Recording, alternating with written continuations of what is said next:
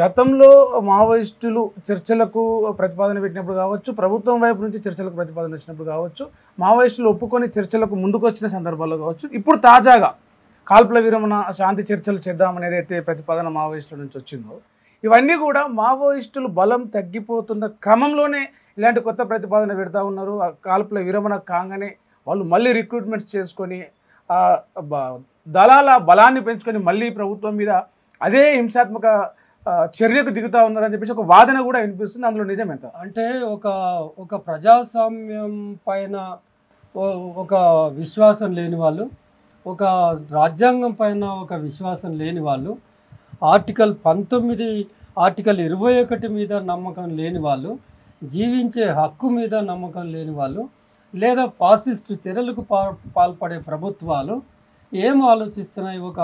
ఒక ఆరోపణ, ఒక అడ్డం వేసే పుల్లలు అడ్డం వేసే చర్యకి ఏం పడుతున్నాయంటే, మావోయిస్టులు అసలు విషయం పక్కేటి ఆదివాసీల రక్షణ గురించి చర్చల ప్రక్రియ ముందుకు వచ్చిందనే అసలు విషయం పక్కకెట్టి మావోయిస్టులు బలహీనపడ్డారనో, లేకపోతే మావోయిస్టుల బలగం తగ్గిపోయిందనో, వాళ్ళు ఇక ధీటుగా ఎదుర్కోలేని సందర్భంలోనే ముందుకు వచ్చారని, ఇవన్నీ ముందుకు తీసుకొచ్చి ఒక శాంతి ప్రక్రియను దెబ్బగొట్టే ప్రయత్నం చాలా సిస్టమేటిక్గా జరుగుతూ ఉన్నారు.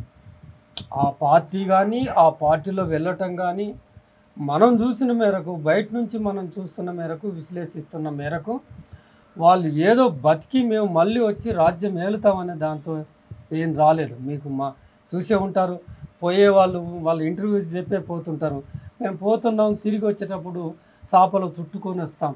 వీళ్ళు సిద్ధమైపోయిన వాళ్ళు బలహీనపడ్డారా లేదా బలంగా ఉన్నారా అని కాదు.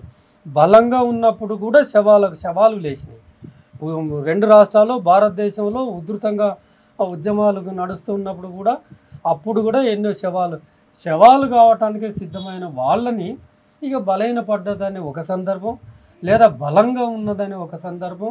అది కాదు, బలము బలహీనము అనే విశ్లేషణ ప్రజల కలయికను, ప్రజల స్పందనను బట్టి అనుకుంటామే కానీ, ఆ బలము బలహీనము మాట్లాడే వాళ్ళు ప్రజల స్పందనను చూసుకొని మాట్లాడుతున్నారు. కానీ ఒక సందర్భంలో పార్టీకి ఆపాదించి మాట్లాడటం అనేది కాదు.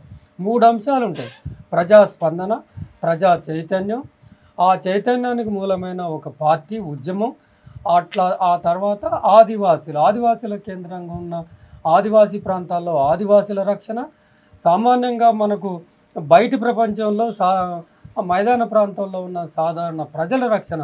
ఈ 4 అంశాలను క్రోడీకరించి మాట్లాడాలే కానీ ఒక శాంతి ప్రక్రియను, మరీ ముఖ్యంగా బీజేపీ సానుభూతి పరులు, ఆర్ఎస్ఎస్ భావజాలం నిండిపోయిన వాళ్ళు, హింసకు ఎవరైతే అత్యధికమైన ప్రాధాన్యత ఇస్తారో వాళ్ళు మాత్రమే అడ్డుపడుతున్నారు. కానీ ఒక మంచి జరగబోతుందంటే ఎందుకు అడ్డుపడాలి అని, తుపాకుల మోత ఆగిపోతుందంటే ఆహ్వానించాలి కదా. నువ్వు బలమో బలహీనమో ఇప్పుడు లెక్క పెట్టుకోవడం అంటే శాంతి కావాలా లేదా అనేది ప్రధానంగా మీరు అడగాల్సిన ప్రశ్నలు అవి. రైట్ సార్, మీరు అన్నట్టుగానే మాట్లాడదాం. ఇప్పుడు ఏదైతే ఒక పౌర హక్కుల సంఘం నేతగా మీరున్నారు, చాలా విషయాల మీద మాట్లాడుతూ ఉంటారు, హక్కుల గురించి మాట్లాడుతూ ఉంటారు. ఆ కోణంలోనే నేను ఒక ప్రశ్న అడుగుతా. హక్కులు గొప్పవా, ఆయుధాలు గొప్పవా? ప్రభుత్వాలు గొప్పయా, ప్రజా ఉద్యమాలు గొప్పయా? అయితే శాంతి గొప్పది. ప్రజలు మీరన్నట్టు శాంతి ఉండాలంటే ప్రజల హక్కులు హరించబడకూడదు, అందుకని ఆయుధాలు అవసరం రాకూడదు, ప్రజా ఉద్యమాలు ఉండకూడదు. అంటే శాంతి, ఇవన్నీ లేకపోతేనే శాంతి ఉంటుంది కదా. మరి ఇవన్నీ కూడా ఉన్నాయి కదా. ఈ రెండిట్లో నేను అడిగిన దాంట్లో ఏది గొప్పది అంటారు? అంటే ఈ శాంతి గొప్పది, హక్కులు గొప్పది, జీవించే మొత్తం ఒక మనిషిగా జీవించటం అనేది ముఖ్యం. అందుకనే రాజ్యాంగంలో మహానుభావులు ఆర్టికల్ 21 రాశారు, జీవించటం గొప్పది, దాంతోపాటుగా ఒక ఆత్మ గౌరవంతో జీవించటం అనేది గొప్పది. ఆయుధాలు ఎప్పటికీ గొప్పది కాదు. ఆయుధాల మాట కానీ, ఆయుధాల ప్రక్రియ కానీ, ఆయుధాలతో పోరాటం చేసేది కానీ ఒకదానికి ఒక పూర్వరంగం ఉంటుంది. ఒక వాదన కూడా ముందుకు వస్తుంది, బయటకు వచ్చి ప్రజాస్వామికంగా పోరాటం చేయొచ్చు కదా, ఎన్నికల్లో పాల్గొనవచ్చు కదా. ఎవ్వరు కూడా, ఏ ఉద్యమం కూడా, ఏ దేశంలో కూడా ప్రారంభంలోనే ఆయుధాలతో ప్రారంభం కాదు. ఒక ప్రజాస్వామ్యబద్ధంగానే, రాజ్యాంగబద్ధంగానే, చట్టం వెలుగులోనే ఉద్యమాలు ప్రారంభమవుతాయి.